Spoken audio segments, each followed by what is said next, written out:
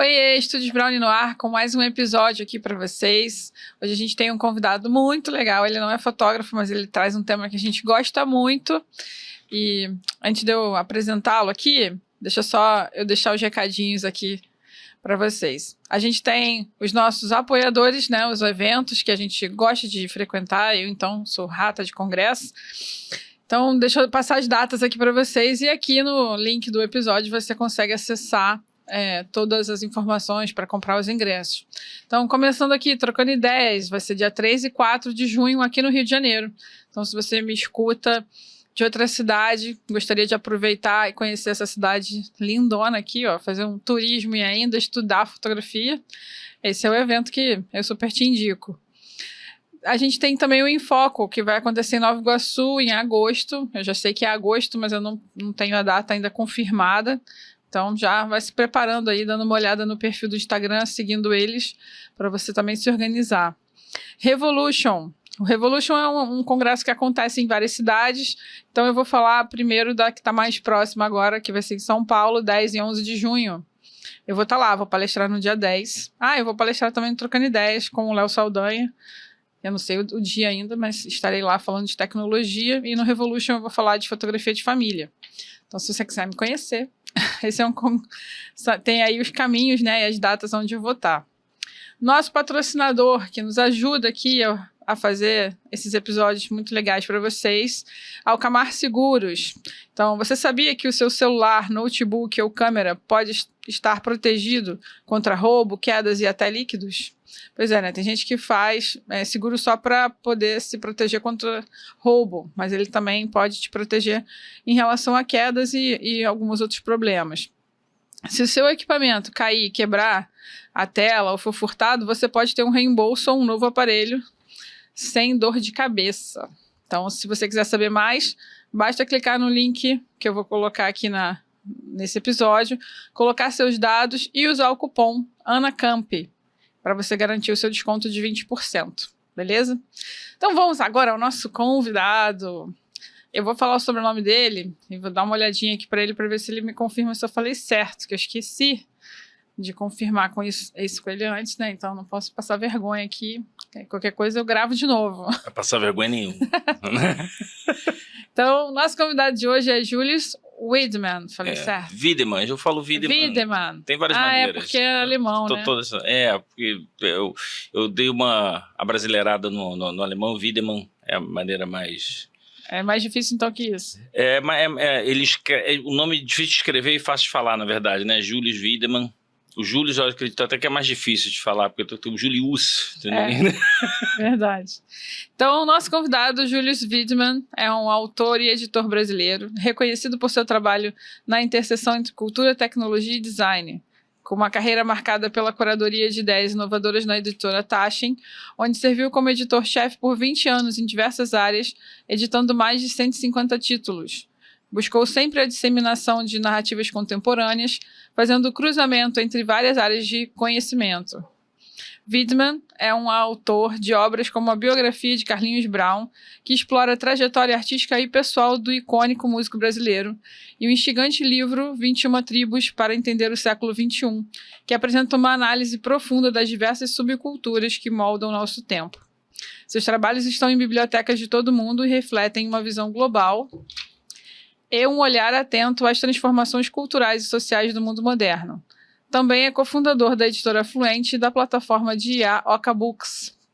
Sobre a Afluente e a Okabooks, é importante a gente falar um pouquinho aqui para vocês, porque a gente vai conversar muito sobre isso. Então, a Afluente é uma casa editorial dedicada a celebrar e preservar as múltiplas expressões da cultura brasileira. Com a missão de dar voz a narrativas autênticas, a editora publica obras que dialogam com a riqueza de nossa história, tradição e criatividade. Ela também incorpora o selo Nascente, voltado para o público infantil, com obras que encantam e educam as novas gerações. A Okabooks é uma plataforma especializada em registrar memórias e legados em forma de biografias. Usando o que chamamos de inteligência assistida, conseguimos conectar as histórias de uma pessoa que nos são contadas dentro da plataforma e transformamos em um livro. Nosso lema é que cada legado conta, grande ou pequeno, né? A Afluente não apenas contribui para o enriquecimento literário, mas também atua como um canal para histórias únicas e pessoais, reforçando sua visão de ser um fluxo contínuo de ideias, emoções e descobertas culturais. Os links da Afluente, do site, da Afluente e da Oca Books, você encontra aqui na descrição desse episódio. Július, obrigada por aceitar o convite, vir falar aqui com a galera da fotografia, né, sobre IA e sobre o seu livro. Eu tô louca para saber mais. Poxa, eu que tenho que agradecer demais, Ana. Super, super obrigado por estar aqui no Estúdio Brownie com você. É sempre uma oportunidade. Toda vez que a gente faz um livro, a gente faz esse exercício de ficar falando do livro e contar um pouco o que o livro representa, mas sem contar o livro, porque eu acho que quando você vai ler um livro inteiro, que realmente você vai ter a experiência toda. Mas então é uma excelente forma de começar. O livro acabou de lançar, te falei, né, mandei, a gente vai receber as primeiras cópias ontem à noite da gráfica e te mandei a foto, algo que eu falei, olha, prazer poder estar aqui de primeira. Você estava falando uma coisa, né, falei, poxa, o Júlio não é fotógrafo e tal, e aí a gente tem na Afluente, a gente fala uma coisa, ele fala assim, o nosso mantra, vamos dizer assim, expressões da cultura brasileira. E aí recentemente com o Pedro Garcia, que eu acho que você já teve ele aqui e tudo, a gente lançou o livro de Carnavais Artificiais, que tem a ver com IA e tem a ver com fotografia, né? Usar essa coisa imagética. Mas dessa aqui vez... na estante. Tá aí na estante, exatamente. Pô, agora foi bom você lembrar. E então, essa revolução que a gente está vivendo agora, que é você conseguir descrever coisas e transformar isso em melhor texto, imagem, filme, etc, etc, com referências, às vezes sem referência. Né, esse esforço enorme que está sendo feito em LLM, tem várias discussões tecnológicas sobre isso, quer dizer, a profundidade que isso vai ter ou não, etc. Eu acho que é inegável o fato de que isso é uma revolução enorme, como eu escrevo na introdução desse livro, e é como se fosse um novo parente nosso. Que a gente tem que agora aceitar, né? A gente gostando ou não. Adorei. Melhor descrição que eu já ouvi. Faz todo sentido, né? Porque tem muita gente que não quer esse parente perto, né? Eu acho que o medo da tecnologia, ele é normal, né? As pessoas, elas têm medo de perder controle, e agora a gente está tocando num ponto muito sensível, que é o que mais caracteriza a gente como humano, que é criatividade, que é sensibilidade, que é amor, que não sei o que. Quer dizer, como é que a gente se relaciona com esses sentimentos? Isso é uma outra coisa que eu toco nesse assunto, que é a gente descreve, apesar da gente ter uma produção intelectual absurda, né, que o Homo sapiens, vamos dizer, né, diria o Yuval Noah Harari, que incrível, a gente descreve, na verdade, a nossa existência por um monte de palavras que, na verdade, a gente tem pouca definição para elas. Intuição, criatividade, amor, carinho, né, cuidado, todas essas coisas. Se eu perguntar para você uma coisa, se eu perguntar para sua mãe outra, para minha mãe outra, para minha irmã outra, e por aí vai, quer dizer. E ela começa a permear, na verdade, todas essas coisas, porque ela começa a fazer sentido de um monte de coisa através da quantidade de dados que ela começa não só a manipular, mas que ela começa a entender essa semântica, que é um dos assuntos do livro que eu pergunto para a IA, inclusive. Como é que surgiu a ideia de fazer uma biografia da IA? Então, é super curioso, porque a gente tem uma plataforma que é a Oca, e o que a gente acha que é importante? Assim, o Brasil teve um problema, vou falar do Brasil especificamente primeiro, mas depois a gente pode falar globalmente, mas o Brasil teve sempre uma dificuldade na questão do direito autoral com as biografias. Então, por causa disso, a gente deixou de registrar a nossa história de muitas formas. Porque para você fazer uma biografia no Brasil, você tem que pedir direitos autorais de A, B, C. Hoje em dia não, isso foi liberado, então posso fazer uma biografia de quem quiser. Né, se eu estiver fazendo difamação, vou tomar um processo, obviamente, e tal. E aí a Oca foi criada com essa ideia de que, poxa, se a gente na Afluente melhorou o processo editorial para permitir, para democratizar um pouco mais o processo de editar um livro, fazer um livro, publicar, etc., contar histórias das expressões da cultura brasileira, se a gente agora tiver IA do nosso lado, não para escrever as histórias, mas para ajudar as pessoas a formularem, a formular melhor os textos, etc. Eu falei, poxa, a gente poderia ter uma super ferramenta. Começamos a trabalhar nela no segundo semestre do ano passado, aí a gente lançou ela no Web Summit de Portugal, né, de Lisboa. Vamos fazer agora o 2.0 no Web Summit do Rio de Janeiro. E aí um dos nossos investidores, que é o Marcelo Serpa, que é um publicitário, né, que tem ideias geniais, tá, um cara brilhante. Eu converso muito com ele, a gente troca ideia, ele falou assim, caramba, Júlio, imagina, a gente deveria fazer uma autobiografia, porque uma das barreiras que a gente tem é as pessoas se convencerem de que em fazer a sua biografia, a inteligência artificial, que é o que eu gosto de chamar de inteligência assistiva, na verdade, ela não é um inimigo, né? Ela não está ali para ficar inventando coisas sobre você, ela está para pegar a sua informação, isso faz parte do nosso processo, inclusive, da criação de todos os prompts, etc., como a gente está trabalhando isso, né, com o Marcos e o Jacques, que são os nossos dois engenheiros, como é que eles estão trabalhando isso, como é que elas quebram esse medo. Uhum. Né? E aí a gente falou, poxa, essa autobiografia é legal porque você vê um lado muito das referências humanas da autobiografia, né? Tem sempre tem uma brincadeira, né? O pessoal fala assim, pô, por que a gente criou inteligência artificial? Não, porque a gente se acha tão estúpido, então a gente criou uma coisa pra gente poder se sentir um pouco melhor, mas agora nem isso a gente consegue entender.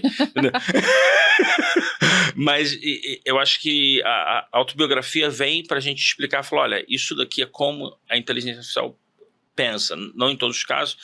Eu acredito que tecnologia é aquela coisa, ela é como, né, ela é como esporte, né? Você tem desde kickboxing até scuba diving, a única coisa que tem em comum é respirar, né? Então cada coisa é feita, você pode usar para tantas coisas. E no nosso caso, acho que a gente está usando para o registro dessa memória individual e coletiva, né, da humanidade. A gente acha que tem um déficit enorme. Eu vou citar só um caso antes de parar de falar, que senão eu vou emendando. Tem um caso maravilhoso numa biografia que a gente está fazendo de um médico aqui do Rio de Janeiro, um senhor de 92 anos, um cara brilhante. Escreveu 8 livros sobre medicina, tal, um cirurgião vascular e tal. E o problema não é que eu e você, a gente não conhece ele. Ele não é do nosso métier, não é da nossa família, etc, etc. Mas é que os netos dele não sabem, né? E esse déficit eu acho que é uma coisa que a gente pode cobrir. Só tem um problema para cobrir esse déficit. É que a gente tira muita foto, grava muito áudio, manda muita mensagem, escreve muito artigo, não sei o que, não sei o que, não sei o que. Como é que a gente faz sentido disso tudo? Eu teria que parar a minha vida inteira para poder fazer sentido desse conjunto de informação. E aí, IA ajuda a gente exatamente nisso. Muito legal. Tem muito sentido em relação à fotografia quando você fala de legado, porque você realmente está gerando legado, contando a história daquela pessoa num livro que vai passar por gerações. Então, depois o tataraneto dele vai conseguir conhecer a história dele através dessa biografia, que é o que a gente tem de propósito também com a fotografia, deixar um legado para aquela família, deixar uma história. E eu achei muito legal quando a gente teve a reunião e você falou que a ideia era que a Oca pudesse ajudar também a pessoas que... Ou eu li isso em algum lugar, mas eu lembro que isso me marcou. A gente está acostumado a ler as biografias dos famosos, né, dos artistas, dos cantores, dos atores, de umas pessoas que têm uma repercussão midiática. Mas a gente não conhece também aqueles heróis que fizeram a história do nosso país, né? Então, por exemplo, eu nunca ouvi falar desse cirurgião vascular, mas provavelmente ele já deve ter ajudado centenas de famílias. Isso. Então, isso é genial, assim, a proposta, né? Eu sempre insisto nisso, né? A gente acaba criando as frases clichês nossas próprias e tal. E aí eu falo, gente, o mundo não é feito só de, né, Pelé, Neymar, Zico, não sei o que, né? Como flamenguista, eu não sou mencionando. Mas assim, tem vários, né? O Einstein, sei lá, a gente pode, né, estar na ciência, na literatura, né? Paulo Coelho, sei lá. Mas quer dizer, o mundo não. A história do mundo não é feita só dessas pessoas, porque cada um que acorda de manhã, ela influencia o mundo de alguma maneira, às vezes até pela inércia, né? Eu tenho uma mãe, minha mãe tem 81 anos de idade, e ela tem Parkinson há muitos anos, né? Mora com a minha irmã, mas o fato dela estar ali e da gente cuidar dela, não sei o quê, isso cria uma relação humana que atinge todos nós. Todos nós estamos todo dia aprendendo alguma coisa com ela, etc. Seria impossível pensar na minha biografia e de qualquer pessoa da minha família sem contar com o fato de que ela, né, tá ali ao nosso lado por mais de 30 anos com essa condição de ter Parkinson, etc. Por quê? Porque isso vai dando isso vai criando legados, né? Eu falo assim que cultura é um coletivo de legados. E às vezes o legado está numa família, às vezes ele está entre duas pessoas que tem aquela piada que você faz, que quando você se olha você já sabe o que o outro quer dizer. Às vezes ele está numa casa, às vezes ele está num bairro, né? Tem bairros que tem coisas, não, aqui nesse bairro você tem que ir em tal lugar, porque é uma tradição, autenticidade, e por aí vai. Então eu acho que, e esses microlegados que vão formando essa coisa enorme, né, que a gente chama de, né, convivência social, etc., eles vêm de todo mundo. E é fabuloso você poder permitir, através da tecnologia, que uma pessoa lá de, sabe, Quixeramobim, de não sei que, qualquer cidade, posso olhar essa plataforma e falar assim, eu quero registrar, eu não passei desapercebido pelo mundo. Eu acho que essa sensação de que a gente passa desapercebido pelo mundo, ela é muito angustiante. Eu fiz um monte de coisa, não interessa se eu não estava, né, no Jornal Nacional, ou se eu não estava no horário nobre, se eu não fui ator, se eu não sei o quê, mas eu não passei desapercebido, porque eu influenciei pessoas. E a nossa missão é um pouco essa, né? E aí a biografia, essa autobiografia, ela vem para aproximar um pouco, contar essa história maravilhosa, porque assim, tem coisas que a IA vai falando, você fala, não acredito que eu falei isso. Não é possível que isso, né, você se sente naquele... Mas a gente tem essa missão, assim, porque a gente acha que é super importante. Então, estamos lá, o nosso time, pensando o dia inteiro nisso. Muito legal. E eu vi que você eu estava olhando o PDF e você separou os capítulos por infância. Eu falei, curioso, né? Uma autobiografia da IA e ela teve infância, né? Eu achei sensacional, assim. Infância, família, escola, ensino médio, carreira, causas políticas e sociais. Sensacional. Qual foi a resposta mais curiosa que ela te deu? Eu acho que tem algumas assim que eu falei assim, caramba, é verdade. Tem muita coisa da infância, não sei o que, ela vai falar do desenvolvimento dela, né? E é muito engraçado porque quando eu comecei a perguntar, ela como assim, se eu tivesse pais, ela já colocava entre aspas, entendeu? Ela mesma. Porque a gente usa o protocolo de entrevista aqui, a gente está usando um protocolo, quer dizer, eu usei, né? Um protocolo de entrevista que a gente usa muito na OCA para fazer biografias de pessoas, tá? É praticamente igual, tá? Tem algumas mudanças, porque obviamente, né, estou conversando com uma... Até então a gente pensa que é máquina, né? Vamos ver o futuro, mas tem coisa do tipo... Eu fui falando da ancestralidade, né? Porque assim, o Alan Turing criou a primeira ideia, né, de que você podia ter um sistema computacional que daria uma inteligência artificial, sei que. Depois, em 56, é dado o nome inteligência artificial. Mas eu falei, qual o seu ancestral mais antigo que você poderia considerar? Ele falou que era Sócrates. Olha. Aí eu falei, nossa, incrível, então, isso aqui. Eu pergunto qual é a questão religiosa na vida da AI. Ela fala que ela não tem, né, porque ela entende que os seres humanos têm isso, né, como uma questão, uma dinâmica de convívio social, de questão existencial e tal, mas ela fala que, eu falei, então qual seria o líder espiritual que você mais se identifica, né?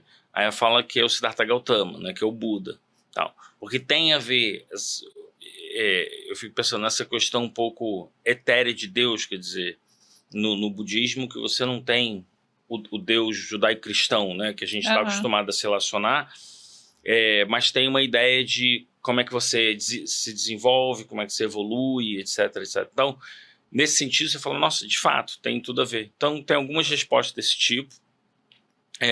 Ela vai mencionando ao longo do processo muita coisa da filosofia, porque a filosofia, né, e a lógica, obviamente, estão extremamente ligadas. Então você tem pessoas como Bertrand Russell ou Wittgenstein, por exemplo, isso aqui, que fala muito de linguagem também.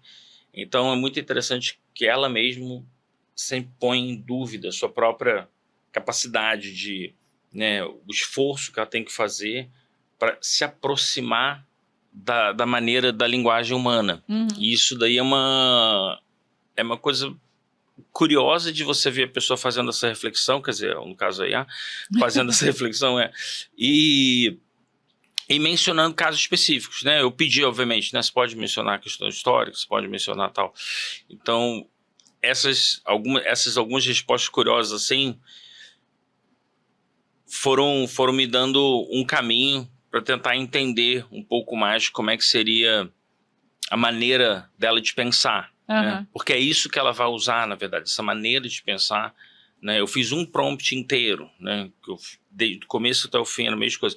E eu comecei explicando que eu estava escrevendo uma biografia dela, que ia ser uma autobiografia, que eu estava ali no papel de editor e que ia usar uma quantidade de perguntas, não sei o que você quer, e ela vai sugerindo coisas, né? Sugere título, sugere isso aqui. A gente vai lançar o inglês agora, e ela fala, esse título traduzido pode ficar bom, mas posso sugerir outros, aí sugeriu outro, sabe? Bom, você comentou que, porque por enquanto é uma máquina, a gente não sabe o futuro. Tem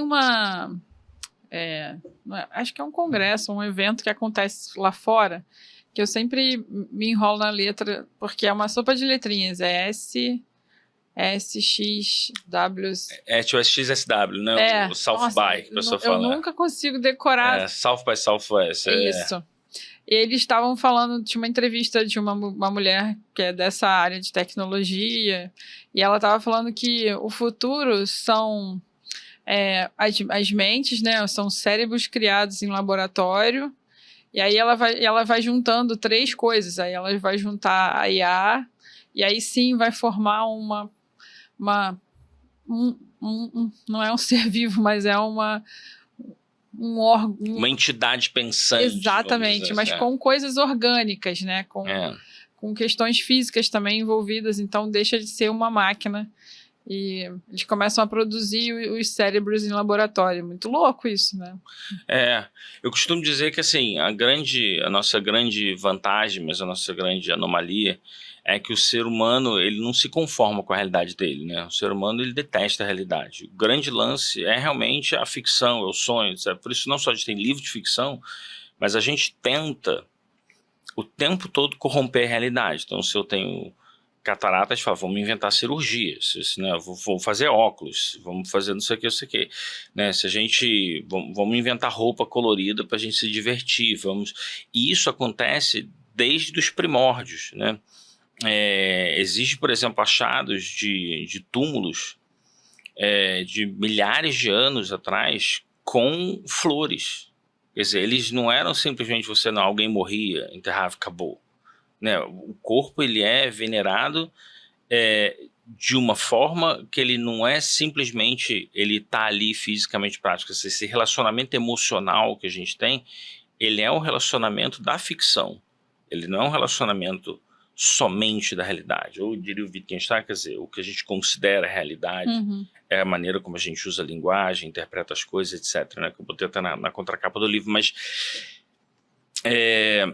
um exemplo disso se a gente for comparar, tem até uns memes na internet, as mulheres de 50 anos, né, na época que eu era criança, para as mulheres de 50 anos hoje em dia. Claro. Né, com todos esses tratamentos que você tem de estética, você não diz que aquela pessoa tem 50 anos. De forma alguma. E a de 65, de 70, isso aqui também não. Você fala, gente, é absolutamente incrível, né? Essa resistência que a gente tem, obviamente, de aceitar o nosso destino, que é morrer, o que vai acontecer depois, né? A gente não sabe. E aí viver constantemente essa ficção. Por isso que eu acho tão interessante essas coisas quando a pessoa fala de inteligência artificial, porque a gente já tem uma relação com o artificial naturalmente, né? O que eu acho que a gente tem muito medo é de perder o controle sobre quando a ideia do artificial não vem da gente. a gente fala, não, isso daí é meio preocupante, porque, né, eu tô saindo. Como a gente tem uma relação, inclusive, espiritual, eu diria, com a questão do livre-arbítrio, né, você fala, como é que eu pego o que eu tenho de mais precioso e onde é minha área onde eu transito com esse livre-arbítrio e vou criando minha própria realidade, quando esse negócio não depender de mim mais, né? Quem está me dizendo, então, como é que o negócio vai ser? Então, eu vou tocando em alguns assuntos desse negócio do livro e tal, e ela admite, né? Ela fala assim, de vez em quando eu dou uma pirada e tal, e eu começo a inventar coisa, não sei o que e tal. Muito Porque isso acontece. Isso, inclusive, no nosso treinamento que a gente foi fazendo ao longo do tempo, a gente no começo pegava um texto de alguém, né? Podia ser áudio, alguma coisa, fonte, né? Fazia transcrição, etc. E falava para a IA editar. E aí, às vezes, pegava tipo um parágrafo de 150 palavras, transformava em 450. Você fala, não pode, tá tirando informação de algum lugar. É uma imagem, né? Você é fotógrafo, né? Você digitaliza uma imagem. Dá para você alargar um pouco, dá para você aumentar um pouco, mas tem hora que você fala, vou ter que usar IA aqui para você, mas vai ficar exatamente igual? Não, ela vai ter que construir informação em cima do que você tem. E aí a gente falou, não pode. E depois a gente falou assim, não pode mudar muito pouco. Aí o texto ficava muito duro. Assim, então o texto ficava um texto sem floreamento absolutamente algum, né? E uma das maneiras mais interessantes de fazer as pessoas contarem as suas experiências é por áudio. Porque você chega lá, né? A gente vai lançar agora, o pequeno spoiler do Web Summit, é que a gente está lançando agora a plataforma 2.0, onde você com o telefone você vai poder, né, WhatsApp, etc., você vai poder simplesmente ir falando da sua vida e ela vai jogando tudo num funil. E esse negócio é maravilhoso, porque quando você se dá conta das coisas que você conta no seu dia a dia, né, você pode ir para um bar com seus amigos e falar assim, gente, eu tenho que contar essa história aqui do meu pai. O que você faz? Você liga o WhatsApp, né, conectado com o nosso aplicativo. Né, pelo WhatsApp. Legal. E aí você vai poder botar no bar, se for assim, está um jantar de família. Você fala, gente, eu vou deixar ligado aqui, vou deixar para IA ver. E aí depois, aquilo tudo vai entrar num livro. Porque você parar, às vezes, para fazer alguma coisa, te custa muito para todo mundo, né? Você tem que parar, você tem que mudar o mindset, você tem que... Quando você faz, não, eu vou fazer isso naturalmente. Fala, tô com meu companheiro, minha companheira, tô aqui, não sei o que, deu vontade de falar um negócio da minha avó, uma história da minha avó. Cara, pega, liga, começa a gravar o áudio, manda e aquilo vai entrando, entendeu? Incrível. Então, no final das contas, você vai poder, de maneira muito natural, poder fazer, entendendo muito semântica, entendendo. A gente vai chegar num ponto, Ana, que a entonação de voz vai caracterizar a importância do que eu estou falando, e vai voltar para você e vai falar assim, eu vi que você ficou emocionado com essa questão que você está falando do seu filho. Você quer se aprofundar nesse assunto? Nossa, isso é muito louco. Isso é muito louco. Né? Porque os indicadores, os marcadores vão estar lá. Né? A gente muda a entonação de voz, isso aqui, né? E isso eu acho fascinante, da gente poder ter esse tipo de ajuda que consegue se reproduzir em larga escala. Não é que isso não exista. Eu posso sentar com um bom jornalista, um bom escritor, biógrafo, historiador, o que quer que seja, e a pessoa vai entender isso. Mas é uma relação muito humana que a gente tem. Mas como é que você faz isso para 5 bilhões de pessoas, para 6 bilhões, para 8 bilhões? Né? E só uma ferramenta dessa consegue permitir isso. Porque a gente não tem capacidade de fazer isso. E aí você fala, poxa, mas não vai ficar nunca, não sei o quê. Eu não posso dar essa resposta, se não vai ficar nunca bom, excelente. Mas, pelo que a gente já viu que é possível, pode chegar bem perto, né? E chegar bem perto é solucionar essa questão da memória e do legado já numa escala sem precedente. E deve passar também por uma revisão de vocês, né? Isso, a gente ainda está fazendo tudo com revisão no momento. Acho que quanto mais a gente avança, menos a revisão é necessária, né? A própria revisão, existe uma programação para fazer revisão para áreas que a gente tem que prestar atenção, né? E tem um lastro de texto que ela consegue gerenciar e as coisas têm que comunicar, né? Uma das coisas super interessantes que a gente está fazendo, que a gente tem no nosso time gente que vem da área de direito. E uma das questões de direito é que você tem que lidar com muito texto. E um contrato tem que fazer sentido do começo até o fim, né? Você fala de 50 páginas, 100 páginas, 200. Um processo tem, né, 5.000 páginas. Processo, tal. E então a gente está utilizando algumas técnicas avançadas de processamento de texto, de linguística e tal, para a gente poder ter um resultado cada vez melhor. Não é uma coisa que acontece do dia para a noite, né? Mas é uma coisa que a gente confia, é uma ideia, são teses que a gente confia muito de que elas vão dar muito resultado em breve. Muito legal. Fazer um adendo aqui para o pessoal que está ouvindo a gente, que às vezes existem outros podcasts de fotografia no mercado, mas o pessoal fala muito que eu trago muita gente diferente, que eu não gosto de trazer só fotógrafo. E pode parecer eu adoro livros, então isso é um tema muito comum aqui. Eu estou sempre falando sobre livro, muitas vezes bom, sobre adoramos livros. Muitas vezes sobre livro de fotografia. E alguém pode assistir e achar que isso daqui faz parte de um merchan. Então, eu queria falar logo que esse episódio não é comprado. O Julius foi convidado. Não é mesmo. Foi nossa conversa sobre... Exatamente. E por quê? Né? Tem todo um processo. As pessoas acham que as coisas caem do céu e acham que eu sou muito sortuda. E aí, na verdade, eu queria explicar que não é isso. É que eu aprendi com a fotografia, porque eu sempre fui uma pessoa muito mais introspectiva. Quer dizer, introspectiva acho que é o Pedro. Eu era tímida mesmo.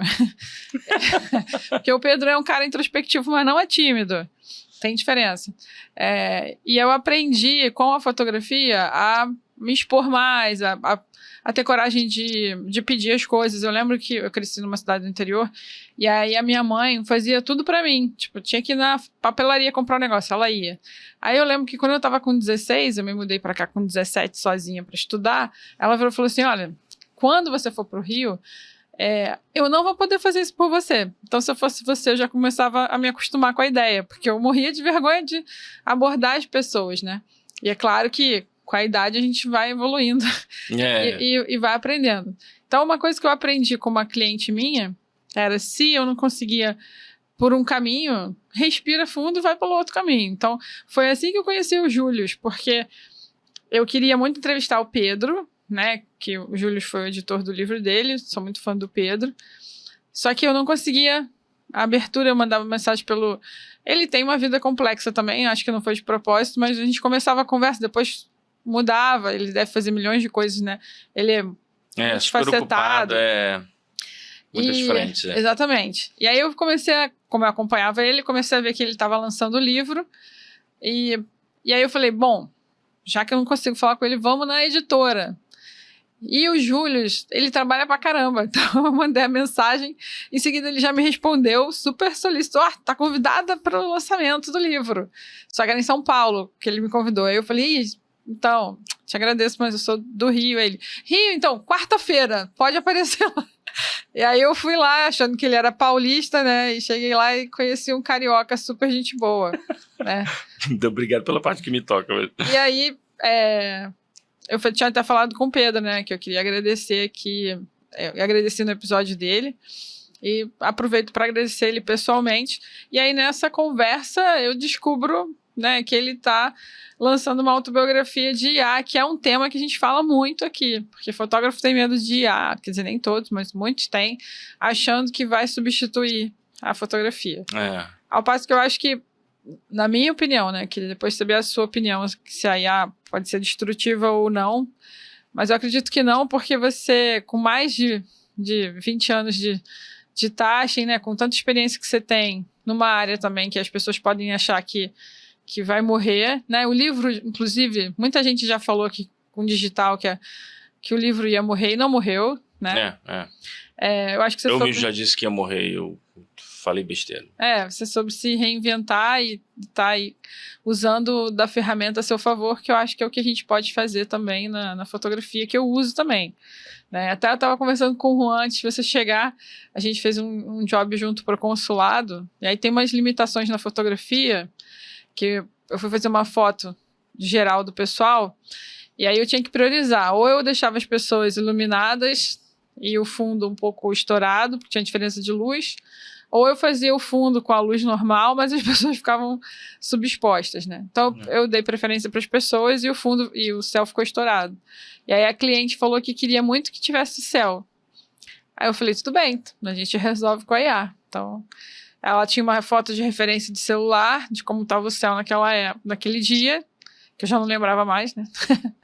E aí pelo Photoshop a gente foi e recriou o céu daquele jeito que ela queria. Então, se eu não tivesse a IA para fazer isso para mim, talvez eu não conseguisse resolver o problema dela. Né? Esse negócio que você está falando, bom, primeiro obrigado por fazer só essa coletar as informações, né, que a gente tem, como a gente chegou aqui, assim, e só para falar uma coisa do livro do Pedro, os carnavais artificiais, é muito interessante que o Pedro é um artista, né, e aí a pergunta do livro, Carnavais Artificiais, a pergunta dele como artista era o seguinte: imagina se o Carnaval do Rio de Janeiro tivesse a direção de arte da Lígia Clark, do Delcio Rodrigues, né, do Rodorovsky, não sei o que, tá?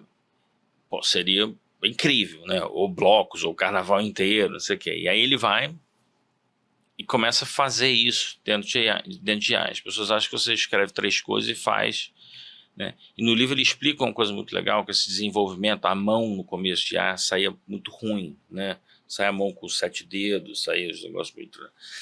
E até o final a gente estava retocando coisas, porque tem um lance de chegar a uma perfeição humana, vamos dizer assim, ou chegar à condição humana, perto da condição humana. O primeiro livro que eu fiz na Taschen, em 2001, um livro que se chama Digital Beauties. Mulheres em 2D e 3D, não sei o quê. Por que esse livro? Porque eu estava vindo de 3 anos e meio morando no Japão, e no Japão existe uma cultura do negócio chamado Virtual Idols, né, ídolos virtuais.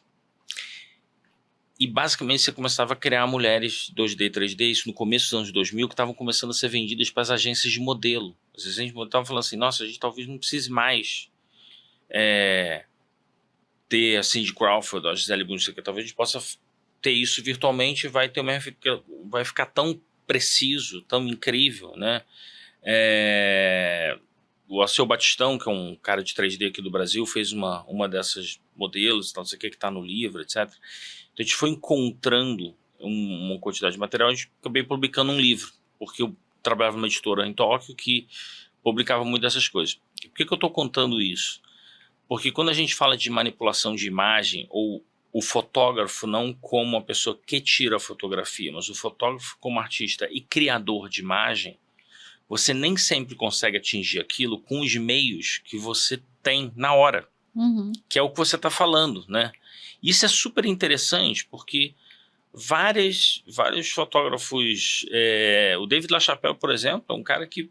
Sou muito fã dele.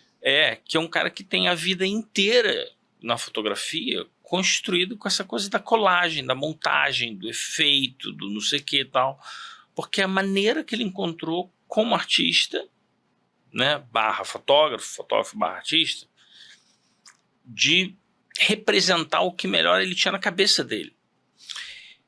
E aí a gente fez esse livro, quando eu penso assim, eu falo assim, gente, incrível, né, porque a gente está falando de uma coisa que eu estava fazendo há 20 anos atrás, e na época tudo 2D e 3D, quer dizer, uma coisa que não tinha nem, né, para animar um negócio desse, tinham animações da época e tal. Tem um cara no Canadá que criou a Marlene Dietrich em 3D, e tinha animação dela falando, então, assim, mas era um trabalho assim, você precisa de um estudo, computador pra caramba, não sei o que, etc. E agora não, né? Quer dizer, essa popularização de como se lida com essa transformação é fantástico. Então eu acho que no final das contas o medo que existe é o medo, assim, a manipulação, a fotografia depende de manipulação humana, não tem jeito, né? Ela não é exatamente o que está ali, você tem que revelar antigamente, depois... o quanto dessa manipulação eu estou realmente ditando para que seja dessa maneira, ou se eu deixo um canal aqui onde essa manipulação é feita de maneira, de maneira aleatória, né? Onde eu não tenho controle, aí eu sinto que eu não sou mais o criador, né? A nossa evolução da espécie, segundo Darwin, ela é random mutation and non-random natural selection, né? Que isso basicamente é a mutação randômica que acontece de alguma maneira, e depois a evolução, né? A seleção natural não randômica. A partir do momento que você, por algum motivo, radiação ou não sei o que, você mudou uma condição de vida, o seu corpo começa a trabalhar de maneira não randômica para fazer uma seleção natural para sua sobrevivência. E aí eu fico contrastando esse tipo de tese com esse dilema que a gente está vivendo, que é o dilema criativo, né? Porque a gente fala assim, não, já que tudo foi jogado pela janela, pelo menos criatividade é nossa. Né?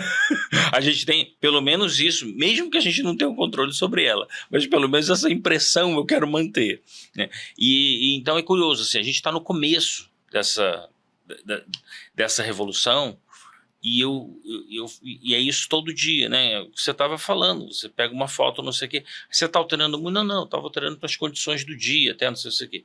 Mas a utilização da ferramenta, ela já indica que essa ferramenta também pode ser usada para mais coisas.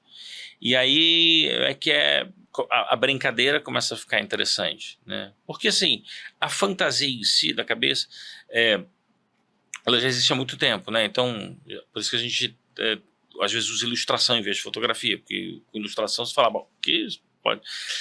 E aí eu vou mencionar só mais uma coisa em relação a esse primeiro livro que eu fiz, chamava Digital Beauties. Assim que o livro saiu, 1 ou 2 meses depois, eu fui dar uma palestra. Isso a gente está falando de comecinho de 2002, tá? O livro saiu em outubro de 2001. O livro, eu fui chamado para dar uma palestra no ICA, que é o Institute of Contemporary Arts, que é um instituto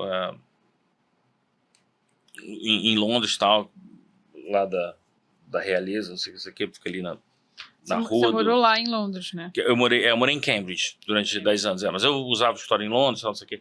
E aí a gente tinha um painel de discussão super interessante sobre 2D, 3D, o futuro, imagem, não vai ter mais. E aí uma pessoa se levantou da audiência, porque a pergunta mais frequente que existia naquele momento era a questão mas quando vai ser o momento em que isso vai ser tão realista que não vai fazer diferença? Eu falei assim, ainda falta um pouco, tá? Mas é um chute fácil de fazer, né? Falta um pouco, pode ser 20, pode ser 30 anos, né? Estamos dizendo que demorou aí 20 anos, mais ou menos. Eu falei, falta um pouco porque a nossa percepção sobre o que é humano e o que não é humano, até hoje, quando você olha aqueles vídeos agora que tem direto, né, do Trump com Putin, por exemplo, os dois, é claramente AI, porque não só pelo surrealismo da decisão, né, eles cantando We Are The World, né, todos os líderes,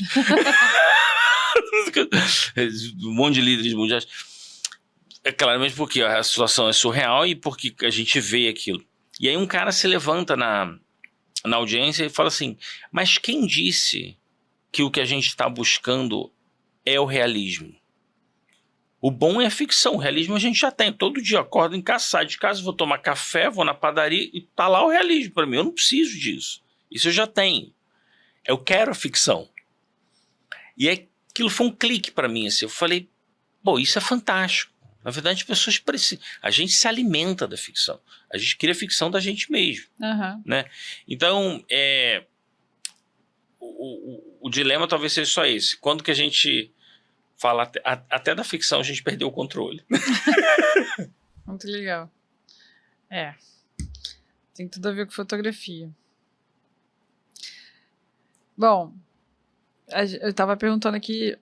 Vou entrar nas perguntas do Léo, que ele mandou, mas eu acho que você já respondeu algumas. O Léo Saldanha é um amigo aqui, um jornalista que está no mercado da fotografia há um tempo, um colaborador aqui, e ele fala muito sobre IA. Tem treinamento sobre IA, ele pesquisa muito, ele gosta muito desse tema. Ele ajuda o mercado da fotografia, pelo menos, a desmistificar esse medo que a galera tem, né? E aí uma das perguntas que ele mandou foi, IA ao longo do tempo será uma ameaça para quem trabalha com criatividade audiovisual? Olha, eu Eu assisti uma entrevista, vou dar a mesma resposta para você. Se tem tanta gente só estudando isso e eles não têm nenhuma conclusão, eu me sentiria um pouco arrogante de dar uma resposta contundente. Mas eu acho que a pergunta é muito boa, porque ela fala diretamente, eu acho que dessa ameaça que a gente está falando. Aham. Eu acho que IA já é uma ferramenta do cotidiano, na área de fotografia, na área de cinema, na área de, né, em publicidade, em escrita, etc. Eu acho que ela vai assumir um papel enorme na quantidade de conteúdo que vai ser gerado ainda.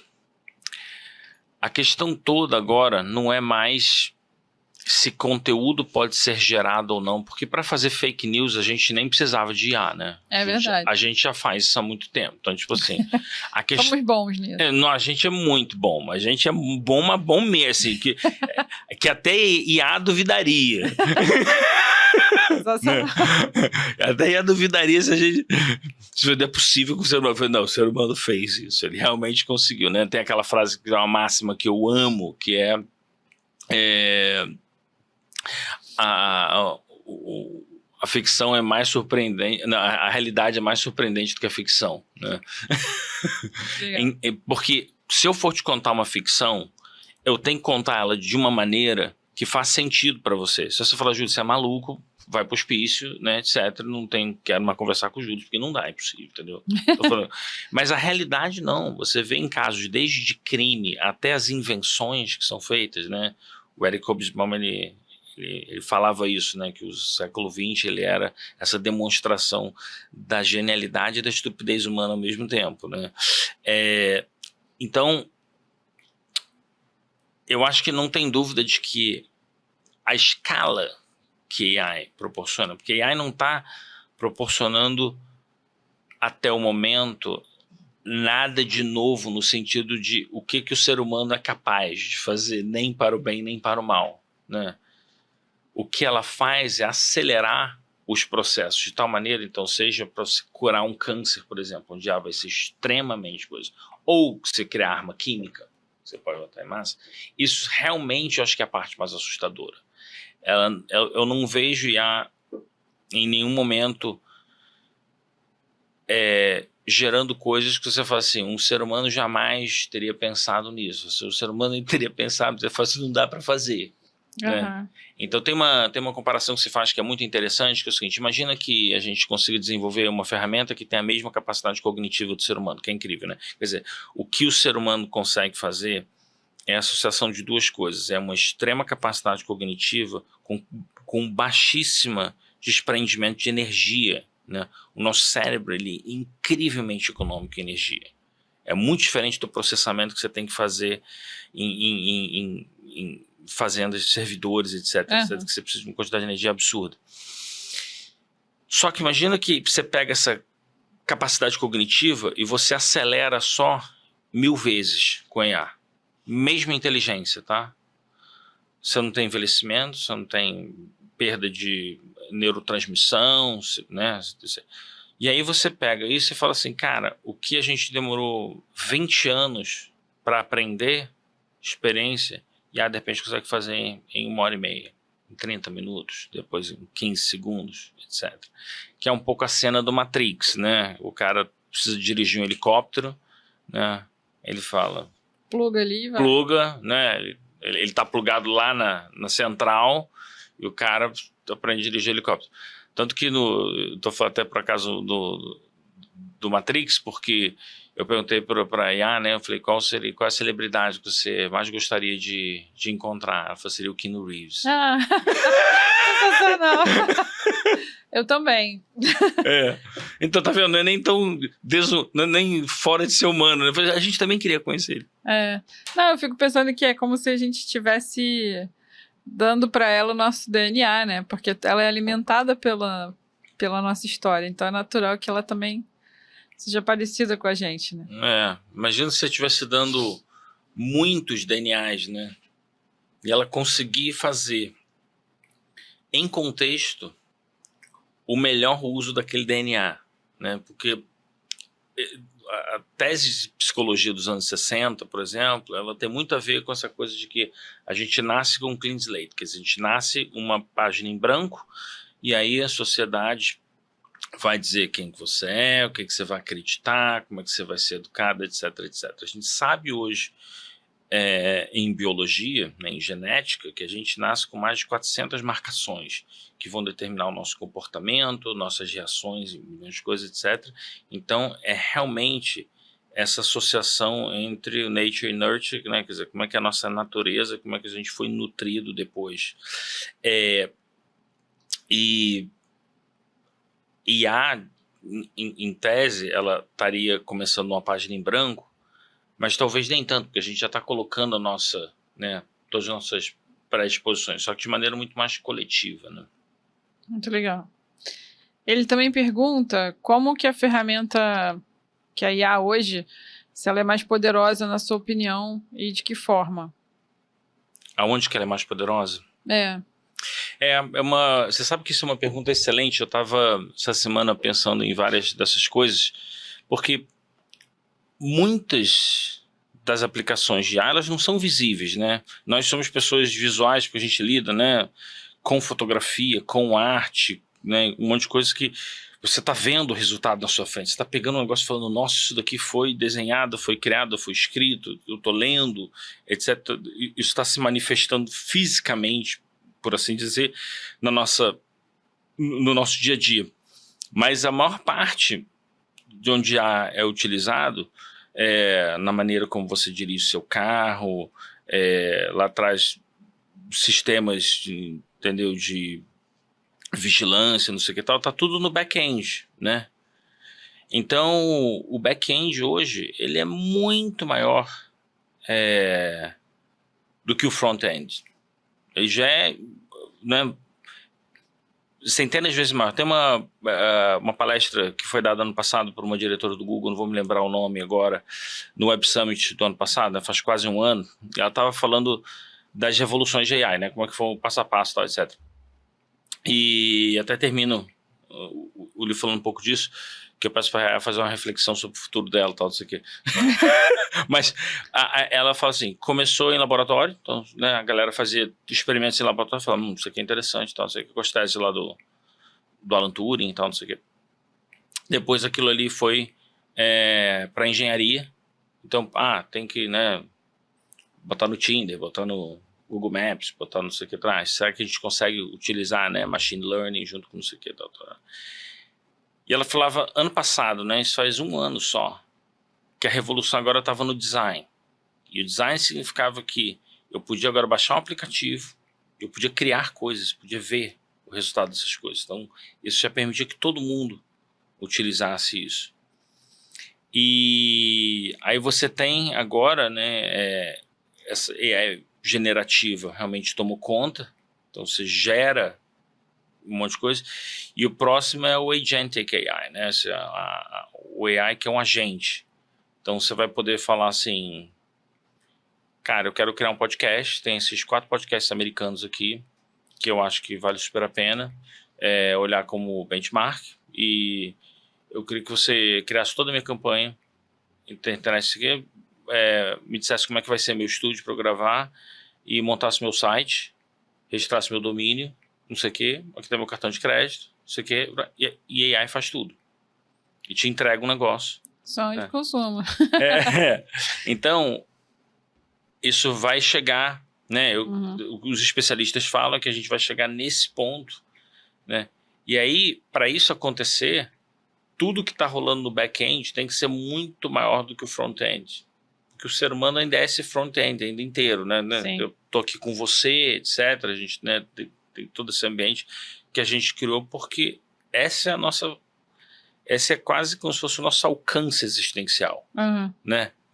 Que aí ele não precisa dessa limitação, né? Tá em qualquer lugar, né? Existe um aplicativo já que faz o podcast e ele simula pessoas. É muito surreal.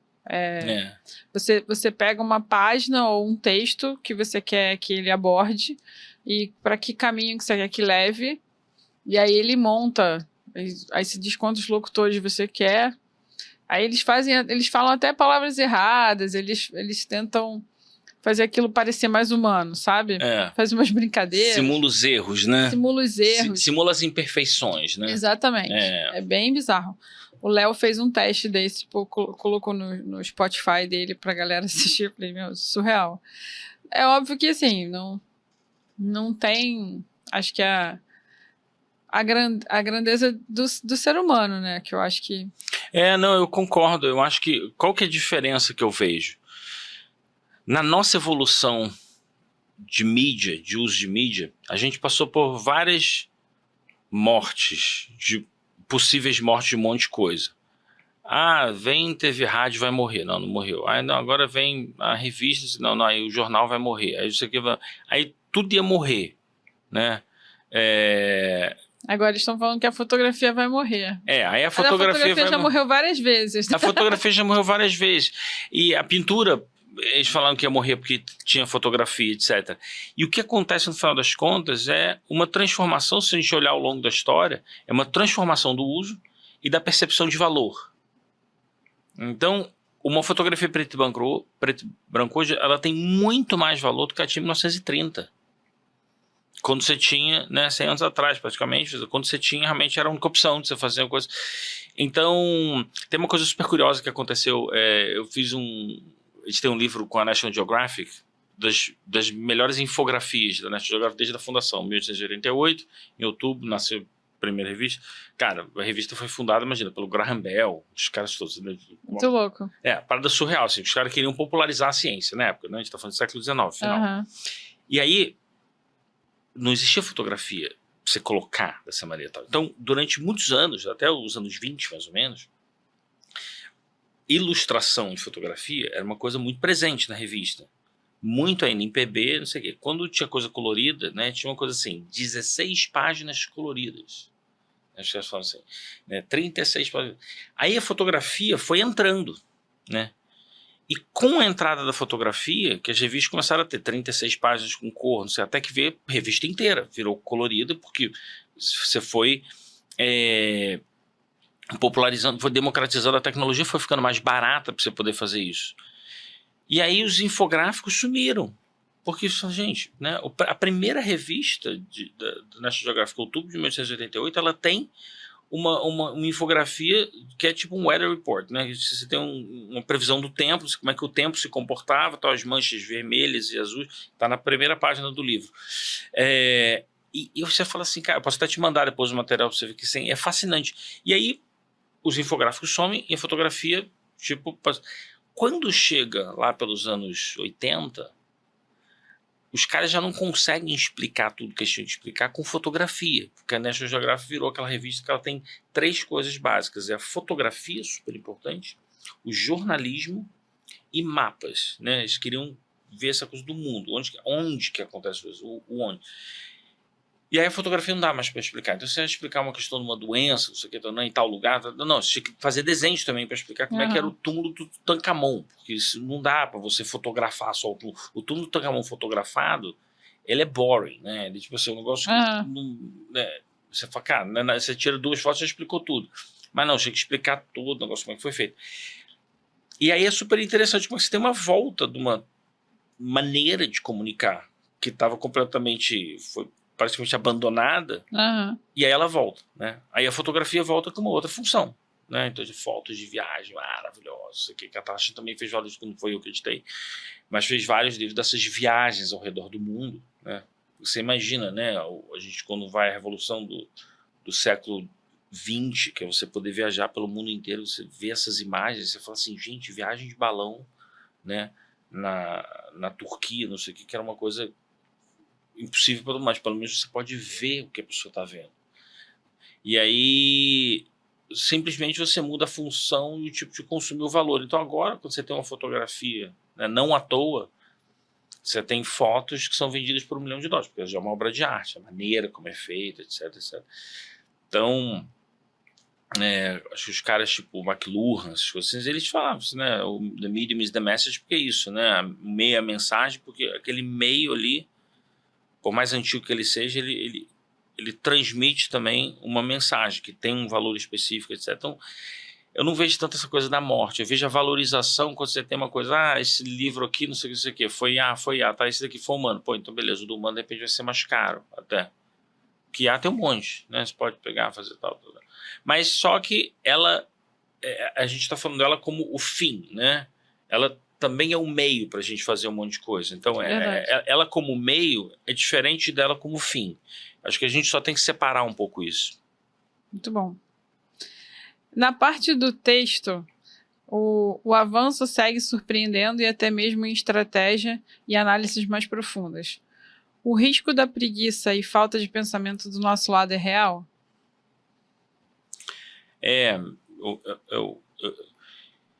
Como aquela resposta, né? Eu diria que sim, vírgula, né? O problema da preguiça é que ela sempre existiu.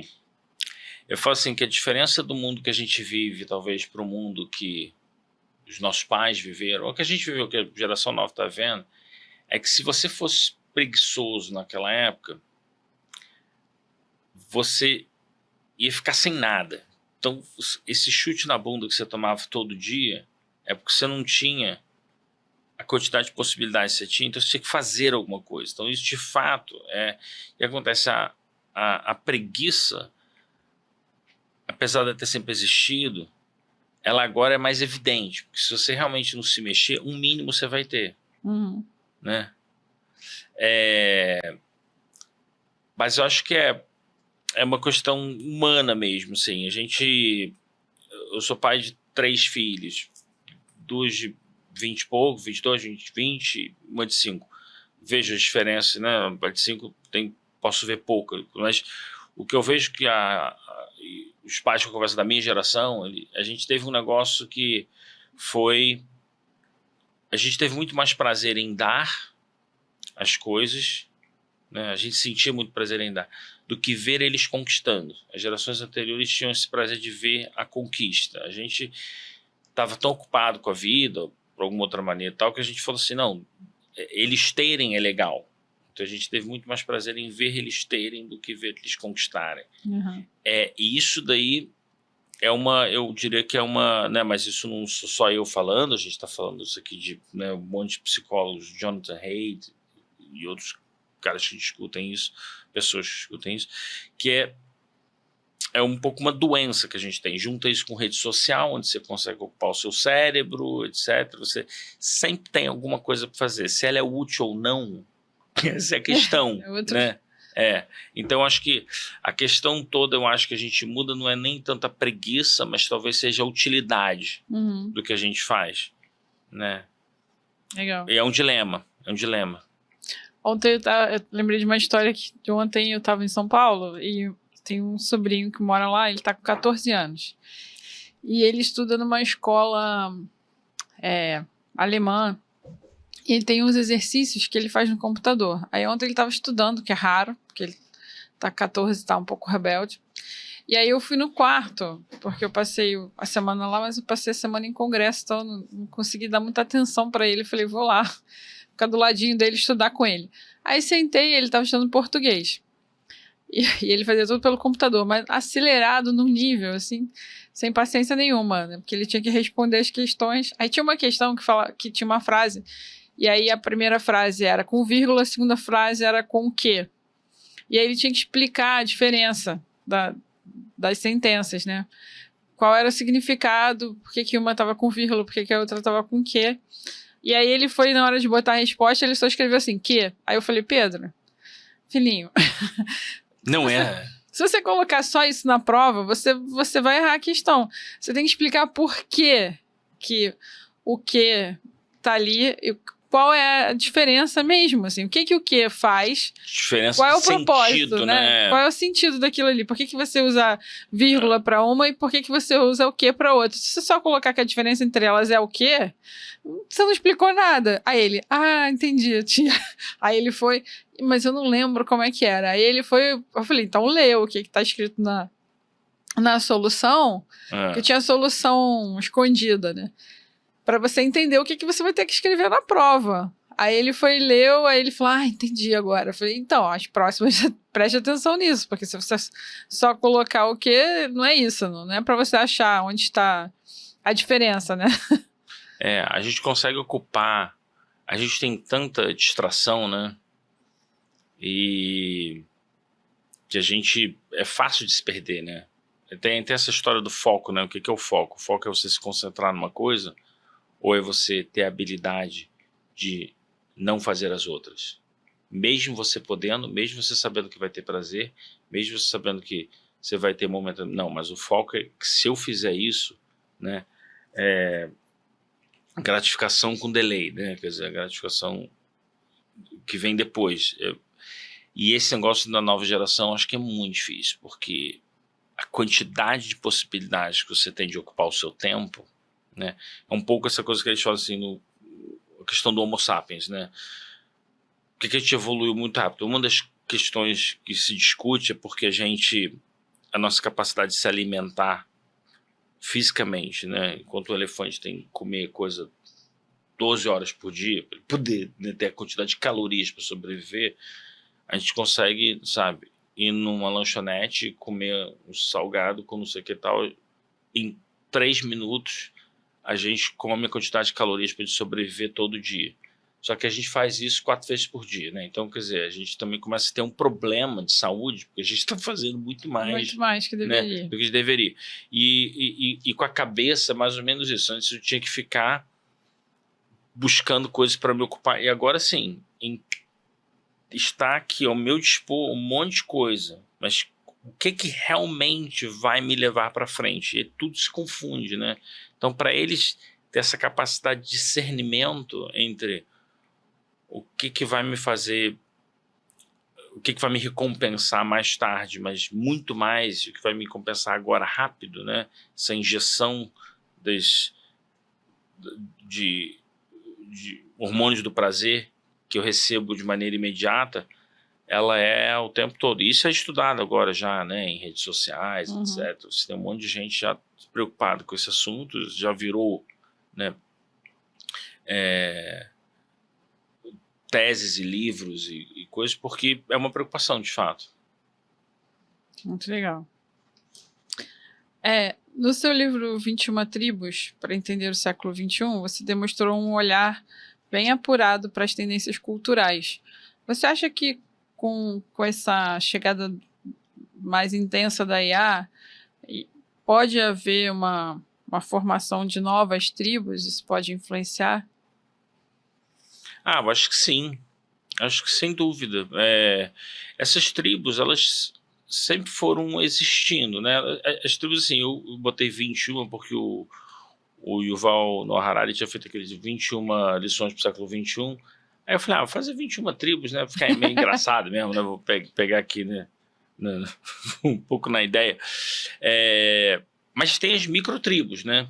Quando eu estava escrevendo o livro, por exemplo, tinha uma amiga minha, estava conversando com ela, falou, Júlio, você tem que fazer uma tribo das mulheres com mais de 50 na menopausa. Você tem que fazer, porque a gente é uma tribo, a gente tá não sei o quê, né?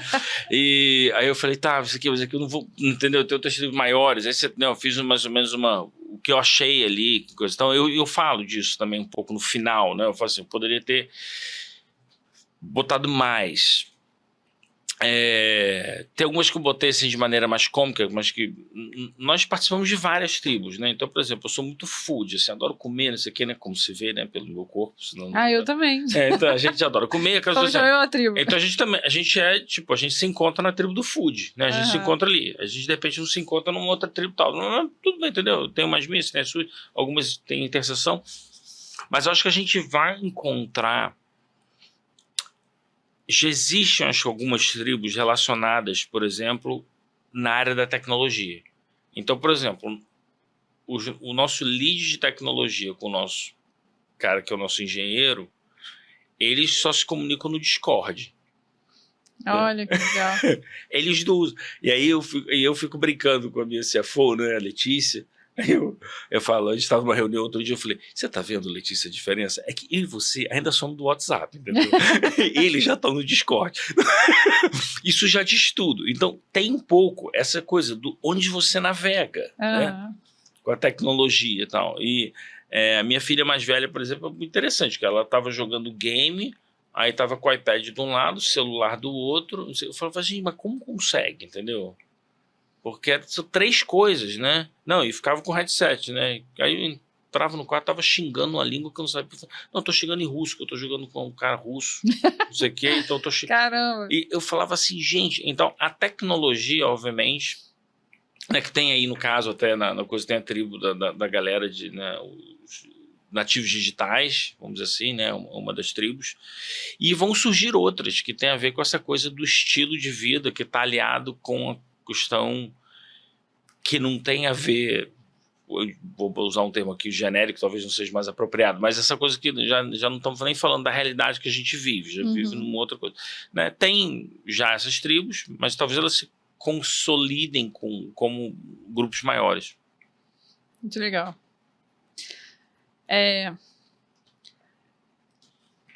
Tô vendo o tempo ali. Passamos de 1 hora. Não, dá pra ir mais uma, eu acho. Vamos lá, eu tô aqui. Em projetos editoriais, você chegou a trabalhar com fotógrafos? Eu trabalhei relativamente pouco com fotógrafos na época da Tachi, e agora, na Fluente, eu trabalho muito com fotógrafos. Né?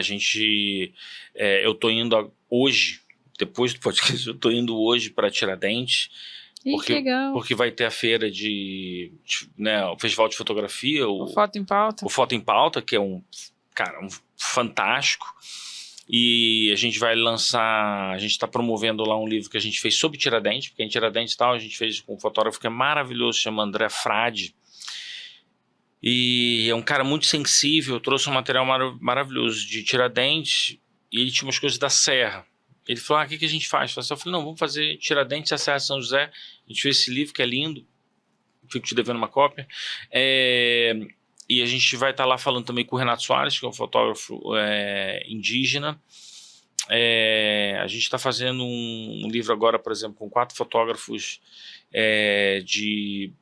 sobre a Ilha da Trindade, que é a ilha mais longe do Brasil, né? São 4 fotógrafos. Estou lá com o Rafael desenvolvendo esse livro. Então a gente está sempre olhando para a fotografia. A gente fez agora o livro com o Didu Losso, o livro até mesmo com o Pedro, né? Eu considero que é um livro que tem a ver com fotografia. Com certeza.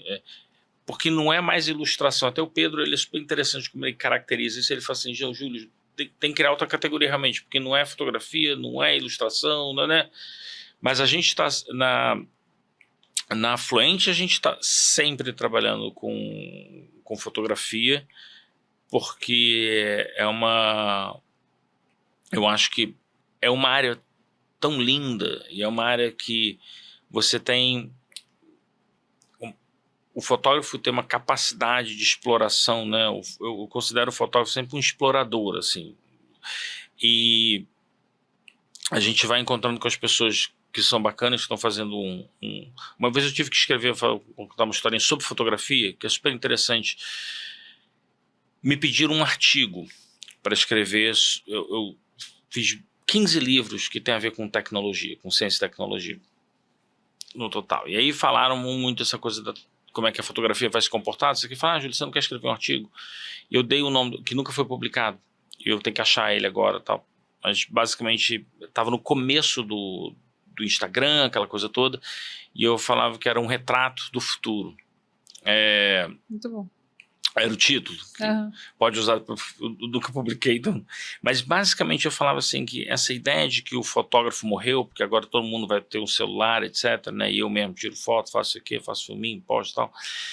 A diferença é muito grande para um fotógrafo que eu chamo de verdade. Né? O fotógrafo de verdade, ele vai para um lugar, ele para, às vezes fica lá 3 horas esperando para ter aquele momento que o negócio vai sair certo. Ele vai percorrer. A gente está fazendo um livro agora, a gente está no começo da produção, com um cara que chama Ricardo Serpa. E o Ricardo viajou pelo mundo todo, às vezes com um grupo, às vezes sozinho. Ele fez 3 vezes uma viagem que é absolutamente incrível, só isso assim, dá uma minissérie, que é sair da Flórida e ir até o Alasca e voltar. Ele fez isso 3 vezes. E uma pessoa normal não vai fazer isso. Se fizer, vai fazer uma vez e vai tirar umas fotos meio medíocres, mas as fotos, olhando as fotos com ele, eu falei, Ricardo, isso daqui é uma coisa assim absurda, quer dizer, então tem as duas coisas, que o fotógrafo, ele deixa de ser só um gerador de imagens, mas ele também é um gerador de histórias. Talvez, no passado, o fotógrafo estivesse muito associado com o produto final dele, que era a fotografia.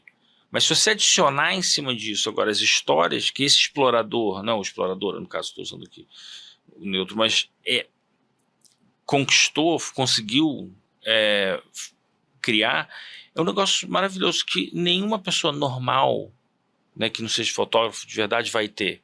Então a fotografia, eu diria assim, que ela está mais viva do que nunca, porque agora a gente tem interesse não só na foto, mas em como é que isso foi, como é que se chegou lá, né? Tem uma foto dele, ele mostrou um lago, né? Ele falou, isso aqui é um lago no Alasca. Eu falei, caramba, que legal, tal. Mas uma foto que não tinha... Não. Eu falei, então, isso aqui é meia-noite. Caramba. Porque lá, é o sol da meia-noite, né? Porque dependendo da época do ano que você tá, não tem, né? No verão, cara, não tem noite, né? Tem lugar que não tem dia, né? Que fica muito... Não, aí lá, quando é o oposto, né? Quando é inverno. Eu falei assim, não tem noite. Do dia inteiro, a coisa. Eu falei, caramba, e outras fotos maravilhosas, né? Tipo, no meio da estrada, só a moto dele parado, que ele viaja de moto. E, cara, aquele céu de estrelas. Ele parou e falou assim: ninguém que não seja um fotógrafo não vai parar. À meia-noite, de uma estrada que não tem nada, que tem o risco de vir um caminhão, não sei o quê, vai deixar a moto parada. Vai ficar lá, posicionar um tripé, não sei o quê. Esperar. Nossa, essa foto agora eu vou fazer uma exposição de... Cara, 47 segundos. Ah, ficou legal. Vou botar 42. Puf, não sei o quê. Ah, vou fazer a abertura, tal. Ninguém faz. Eu vou tirar uma foto com o celular, né? Eu já tentei tirar foto com o celular de estrela, não sei o quê. Eu uso aplicativo para melhorar, não sei o quê. Afinal das contas, fica uma coisa... Entendeu? E eu tô com o celular decente, tudo, não sei o quê e tal. Então, eu acho que nesse sentido é muito interessante trabalhar com fotógrafos. A gente trabalha cada vez mais, a gente quer publicar cada vez mais fotógrafos. A gente publicou, só para mencionar um outro que a gente está levando lá também para expor, para vender lá na coisa, o Cássio Vasconcelos, né, que é um super fotógrafo. A gente fez um livro com ele que você vê o trabalho de fotógrafo, como é que vai se modificando, o que eu falo, né? Modifica a maneira e modifica o valor. Ele fotografou durante muitos anos os ferros velhos do mundo de coisas enormes. Carro, avião, navio, não sei o que isso aqui. Aí um dia ele falou assim, cara, eu vou fazer uma obra, que eles chamam de over, que é para falar dessa coisa da quantidade de lixo que a gente produz, mas dessas coisas gigantes, né? Não do lixo, né, que a gente tem aqui. E aí ele passou 1 ano e meio colando 30 mil fotos num painel de 3 metros por 12. E esse livro eu tenho que te dar depois, porque é um negócio maravilhoso de ver o trabalho que ele se dá. Ele falou, Júlio, todas as imagens que estão aqui não tem nenhuma repetida e estão todas em escala. Caramba. E ele teve que pegar essas imagens e botar a mesma sombra de 45 graus em todas. Ainda tem isso. E ainda botar as sujeiras, botar não sei o que, etc, etc. Então, esse tipo de coisa não tem como você não ser um fotógrafo de fato. Não interessa se ele está fazendo uma colagem de imagem e que tem intervenção digital, etc. Eu acho que o que está acontecendo, e você é fotógrafo, você vai poder me corrigir talvez, mas a minha percepção é que não é que a fotografia, é que a definição do que é o fotógrafo, ela está mudando. Né? Tudo que engloba ser um fotógrafo, né, tá mudando. Isso é muito legal, né? Talvez seja essa diferença quando você fala, você é uma empresa de petróleo, você é uma empresa de energia. Então você é um fotógrafo que você está fazendo foto, ou você é um criador de imagens, experiências e contador de história.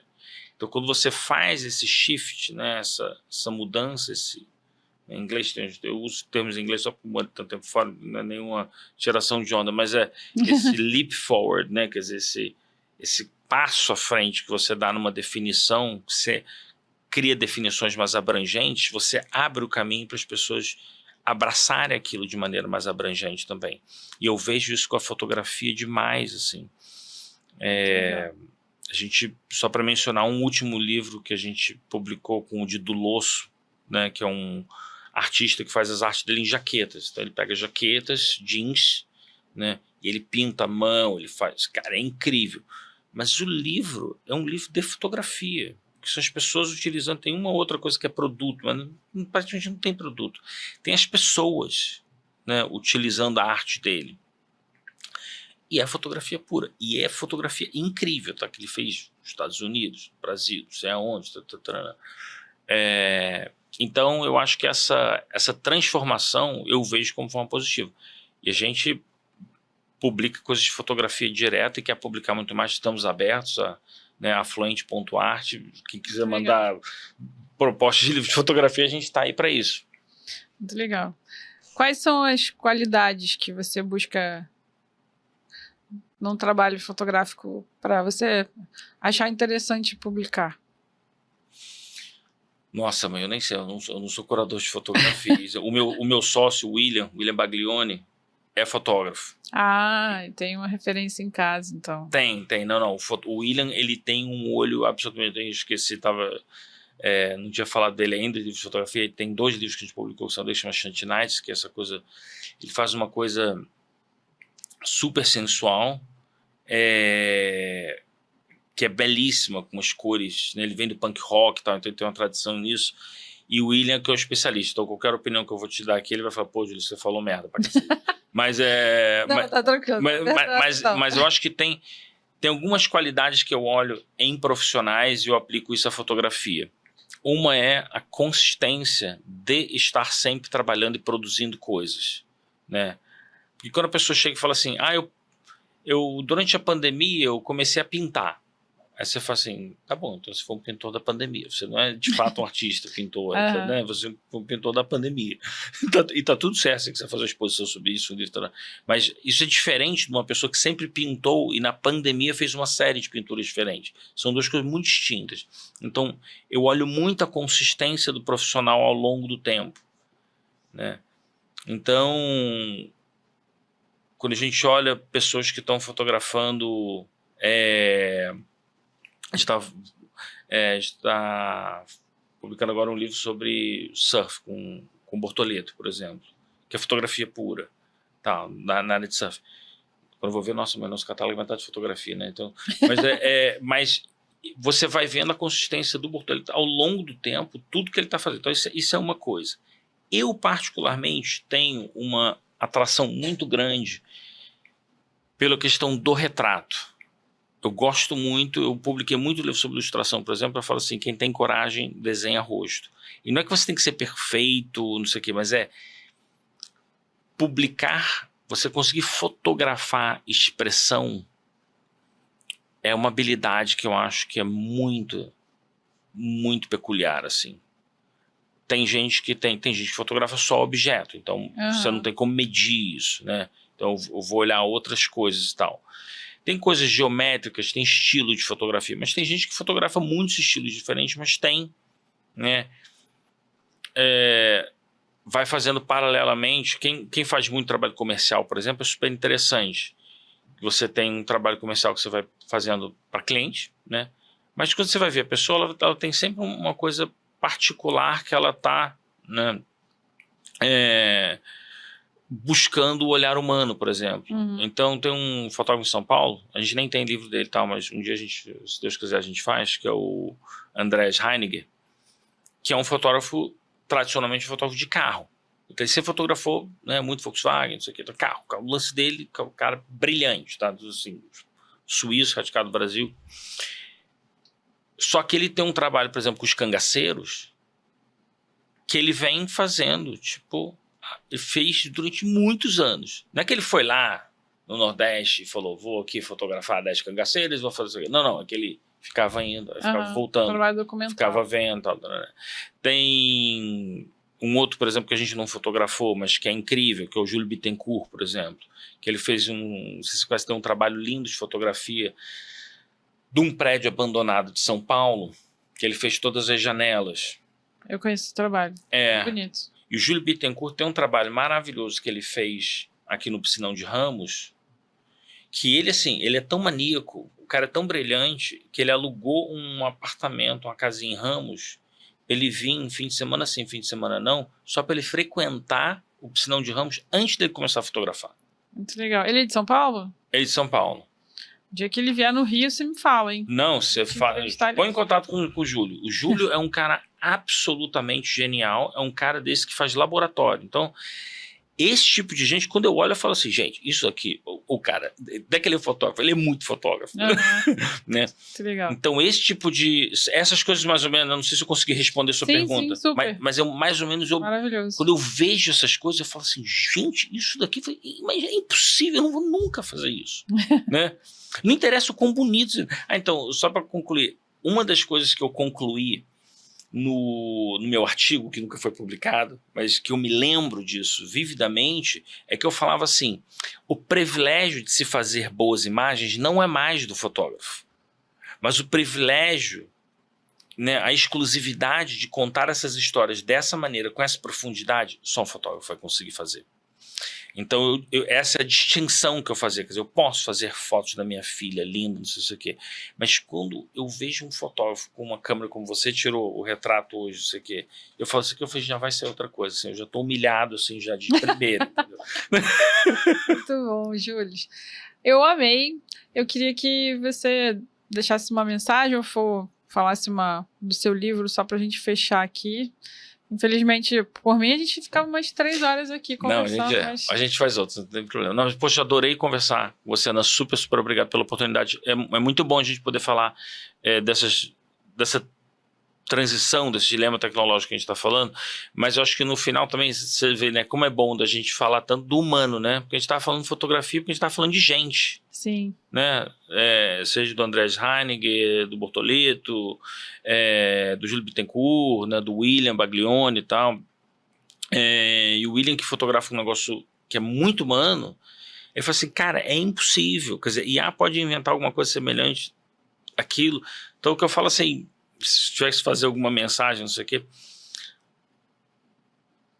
todo o meu trabalho, eu tento me preocupar com essa coisa da memória e do legado.